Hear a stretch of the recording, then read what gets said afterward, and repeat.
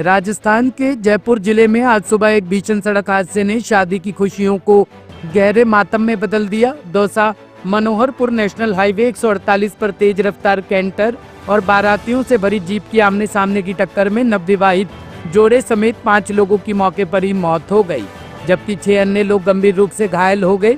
ये दर्दनाक हादसा बटकावास गांव के पास रायसर थाना क्षेत्र में सुबह करीब 6 बजे हुआ। मरने वालों में नवविवाहित दंपत्ति विक्रम मीणा और उनकी पत्नी भारती शामिल है। दोनों मध्य प्रदेश के शहडोल जिले के रहने वाले थे और विवाह समारोह के बाद परिवार और रिश्तेदारों के साथ लौट रहे थे। सड़क हादसा इतना जबरदस्त था कि टक्कर के बाद जीप के परखच्चे उड़ गए और वाहन में बैठे अधिकतर लोग बाहर फेंक दिए गए। प्रत्यक्षदर्शियों ने बताया कि जीप में 14 से 15 लोग सवार थे, जिनमें से कई लोग नींद में थे। पुलिस का कहना है कि घायल हुए 6 लोगों में से 4 की हालत गंभीर है और उन्हें जयपुर के निम्स अस्पताल में भर्ती कराया गया है। अन्य तीनों को मामूली चोटें आई है, जिन्हें प्राथमिक उपचार के बाद छुट्टी दे दी गई है। घटना की सूचना मिलते ही रायसर थाना पुलिस मौके पर पहुंची। पुलिस ने शवों को पोस्टमार्टम के लिए मोर्चरी भिजवाया और क्षतिग्रस्त वाहनों को हाईवे से हटाकर यातायात बहाल कराया। प्रारंभिक जांच में सामने आया कि कैंटर की तेज रफ्तार और लापरवाही हादसे की मुख्य वजह थी। दिल्ली के ओखला स्थित बटला हाउस इलाके में डीडीए द्वारा जारी किए गए तोड़फोड़ नोटिस पर सियासत गर्मा गई है। आम आदमी पार्टी के विधायक अमनतुल्ला खान ने इस कार्रवाई के खिलाफ दिल्ली उच्च न्यायालय में जनहित याचिका दाखिल की थी, जिसे अब उन्होंने वापस ले लिया है। याचिका में बटला हाउस क्षेत्र में रहने वाले लोगों को बेदखल करने के नोटिस को चुनौती दी गई थी। देखिए, पीआईएल में 3 दिन का आज डिवीजन बेंच ने टाइम दिया है। जो भी लोग हैं जिनके नोटिस लगे हैं, जो इफेक्टेड पार्टीज हैं, वो 3 दिन के अंदर सारे के सारे अपनी वो रिट फाइल कर सकते हैं इंडिविजुअल। और हमने जो अपनी पीआईएल है वो विड्रॉ की है इसी कंडीशन पे कि वो सब उसमें अब जाएंगे। लेकिन मेरा कहना ये है कि भाई जिस तरह से डीडीए का रवैया रहा है, ये पूरे पार्ट को लेकर के जिसने कंटेम्प्ट लगाया था वो भी 279 में आता है। उसको ये कहते हैं कि वो पीएम उदय का पार्ट है और बाकी पीएम उदय के पार्ट क्यों नहीं है। जैसे ये कहते हैं कि टोटल 279 जो खसरा है वो 34 बीघे का खसरा है, बाकी इधर चला गया उधर चला गया। 9 बीघे ऐसा है जो हैवी बिल्डअप एरिया है या उसके ऊपर ये इंक्रोचमेंट दिखाते हैं। अब उसमें से 5 बीघा कह रहे हैं कि ये पीएम उदय का पार्ट है, यानी कि अनऑथराइज का पार्ट है, और 4 बीघे अनऑथराइज का पार्ट नहीं है। वो क्यों नहीं है भाई? आपने उसको पीएम उदय से बाहर कैसे निकाल दिया? जबकि सबसे जहां से अनऑथराइज इलाका शुरू होता है ये इलाका वो है मुरादी रोड, उसके बिल्कुल बराबर में मेन बटला हाउस है। मुरादी रोड ऑथराइज में आता है। मुरादी रोड के बिल्कुल जहां से स्टार्टिंग होती है वहां से अनऑथराइज शुरू होता है और तकरीबन 71 से 71, 72, 73, 80, 80 से 70 के बाद से लोग वहां रह रहे हैं। 50 साल 54 साल वहां लोगों को हो गए।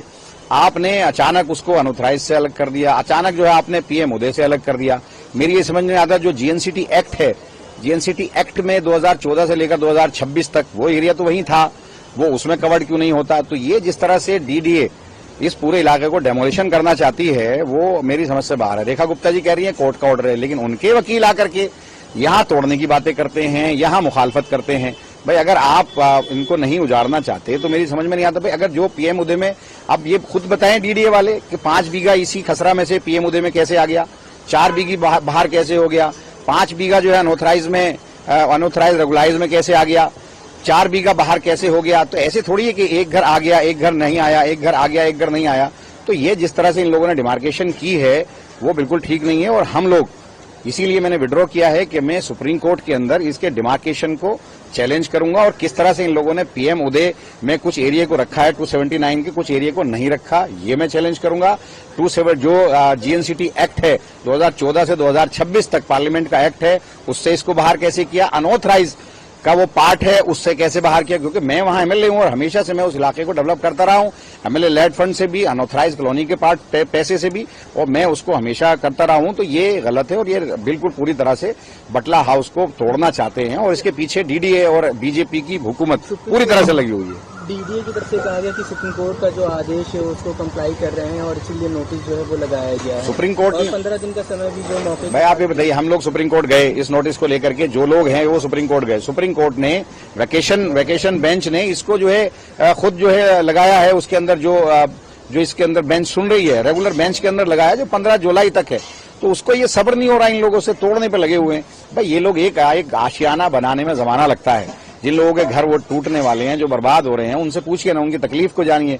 और जो लोग 70 से रह रहा है, अचानक आप उसको कहते हो कि आप अनऑथराइज का पार्ट नहीं हो, अचानक आप उसको कहते हो कि आप पीएम उदय का पार्ट नहीं हो। कुछ एक घर पीएम उदय का पार्ट है, वही आदमी जिसने कंटेम्प्ट लगाई मतलूब, वो भी 279 के अंदर आता है, लेकिन उसका घर पीएम उदय में है, उसको बचा दिया, उस पर नोटिस नहीं लगाया। क्यों? क्योंकि वो इनसे मिलकर के उसने सेटिंग करके उसने जो कंटेम्प्ट लगाई थी, जिसका ये उसको फैज दे रहे हैं, फायदा दे रही है बीजेपी। सर क्या स्टे है या देखिए, तीन दिन का टाइम दिया है कि 3 दिन तक वो पूछ रहे थे उससे कि भाई आप ये इंश्योरेंस तो दे के जाओ कि 3 दिन तक आप डेमोलिशन नहीं करोगे। तो डीडीए की जो वकील है वो 3 दिन भी नहीं दे रही थी वहां। आपने भी सुना, वहां सारे लोग थे, वो 3 दिन देने को तैयार नहीं, उनका तो बस नहीं चल रहा, नहीं तो रातों रात तोड़ दें। अब तो डिवीजन बेंच ने कहा है कि 3 वर्किंग डेज में सारे लोग, जो लोग भी इफेक्टेड हैं, जिनके नोटिस लगे हैं, वो किसी भी कोर्ट में आ सकते हैं, उनको आजादी है। अपने जो डेमोलिशन के जो नोटिस लगे हैं उसको वो चैलेंज कर सकते हैं। तो क्या कोई कोर्ट ने स्टे लगाया है, कोर्ट की तरफ से कोई स्टे लगाया गया है डेमोलिशन ड्राइव पे या नहीं? उन्होंने 3 दिन का टाइम दिया है, तो मैं मान के चल रहा हूं कि जाहिर सी बात है 3 दिन का वक्त तो तमाम एजेंसीज देंगी, ऐसा तो नहीं है। जब कोर्ट ने कहा है कि 3 वर्किंग डेज में अपना सारी जो एप्लीकेशन, हम तो स्टे के खिलाफ ही, उसके डेमोलिशन के खिलाफ ही तो आए थे, तो मान के चलिए कि ये 3 दिन तो हैं।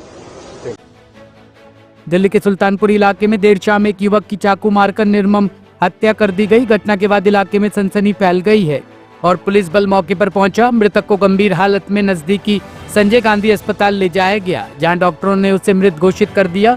मृतक की पहचान अभी आधिकारिक रूप से नहीं की गई है, लेकिन उसकी पत्नी पूजा कौर ने मीडिया को बताया कि हमलावर कुल 4 लोग थे, जिन्होंने उसके पति पर अचानक हमला कर दिया। पूजा का कहना है कि मेरे पति की चाकू मारकर हत्या की गई। वे 4 लोग थे जो पहले से घात लगाकर बैठे थे और अचानक हमला कर दिया। घटना के बाद हमलावर फरार हो गए और पुलिस उनकी तलाश में जुटी है। ये कल कम से कम 9 या 10 के बीच की बात थी। कुछ भी बात नहीं थी, बच्चों की लड़ाई हुई थी शाम 4 बजे।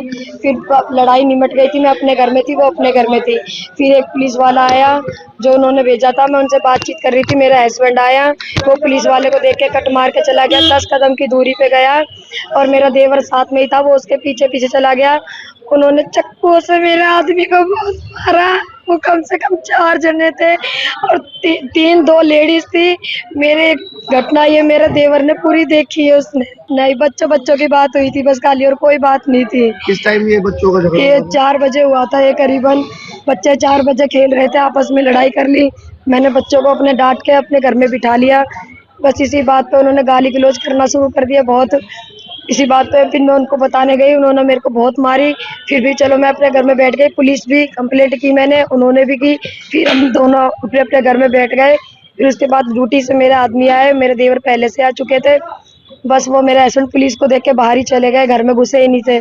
वो चले गए तो मेरा देवर भी मेरे उसी के गुरदीप, जो मेरा देवर है गुरदीप नाम है, वो उनके साथ ही चला गया था। 10 कदम की दूरियों पे वो लड़के खड़े थे और लेडीज, जो उसको बहुत बुरी तरीके से चाकू से मारा। ब्यूरो रिपोर्ट, टीम तफ्तीश न्यूज।